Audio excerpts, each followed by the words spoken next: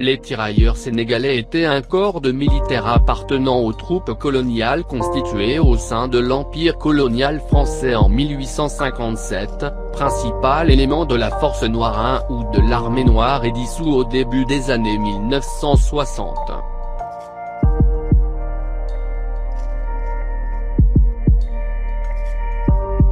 Bien que le recrutement de tirailleurs ne se soit pas limité au Sénégal, c'est dans ce pays que s'est formé en 1857 le premier régiment de tirailleurs africains. Ces unités d'infanterie vont rapidement désigner l'ensemble des soldats africains de couleur noire qui se battent sous le drapeau français et qui se différencient ainsi des unités d'Afrique du Nord, telles les tirailleurs algériens.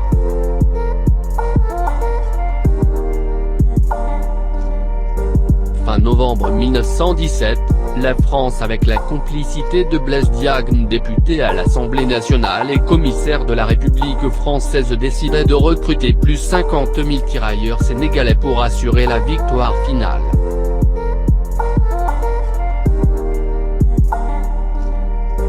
Novembre 1994, les tirailleurs n'ont pas reçu les mêmes pensions que leurs camarades français, européens, pendant et après la Seconde Guerre mondiale.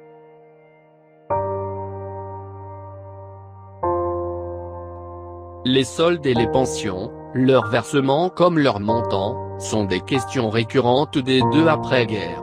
La reconnaissance et l'amélioration du statut de tirailleur ne sont pas au rendez-vous.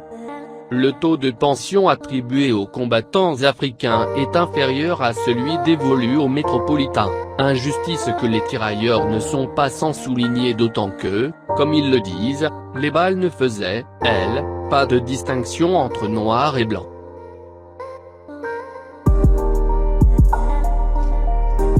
Les pensions des vétérans des deux races étaient calculées sur la base du coût de la vie dans leur pays de naissance, supposément plus bas dans les colonies qu'en France métropolitaine. Ces soldats ont en outre affirmé qu'ils étaient dus à des arriérés de soldes en raison d'un arrêté du ministre des colonies autorisant des allocations aux ex-prisonniers de guerre d'Afrique de l'Ouest.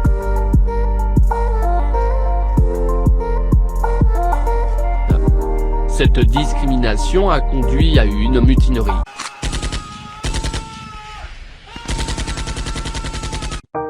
Dans la nuit du 30 novembre au 1er décembre 1944, 1300 tirailleurs sénégalais sont massacrés au camp Tiaroye, d'où ils devaient rejoindre leurs pays respectifs. Les tirailleurs impliqués étaient en fait originaires de Guinée, du Mali, du Sénégal, du Burkina Faso, du Tchad, du Bénin, du Gabon, de Côte d'Ivoire, de République centrafricaine et du Togo.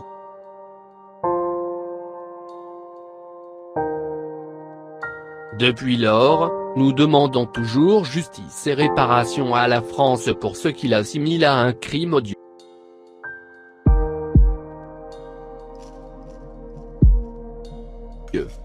Par ailleurs, nous déclarons que la France a une dette de sang vis-à-vis des Africains.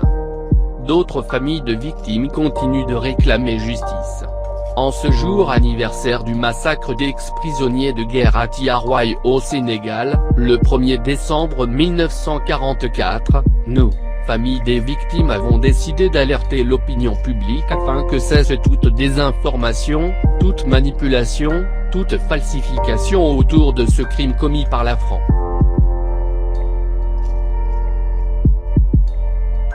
Plus de 70 ans après les faits, nous demandons que cesse ce mensonge d'État qui se perpétue encore en 2016, soulignent les auteurs, rappelant que ces hommes, originaires de l'Afrique occidentale française, ont été mobilisés pour venir défendre la France en 1939 et ont été faits prisonniers par les Allemands en juin 1940.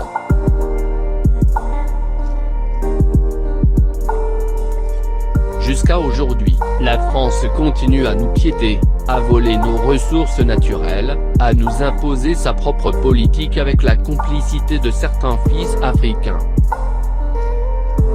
Nous rendons hommage à tous ces braves guerriers qui ont défendu leurs propres intérêts. Il est temps que nous nous réveillons. Merci de s'abonner à notre chaîne.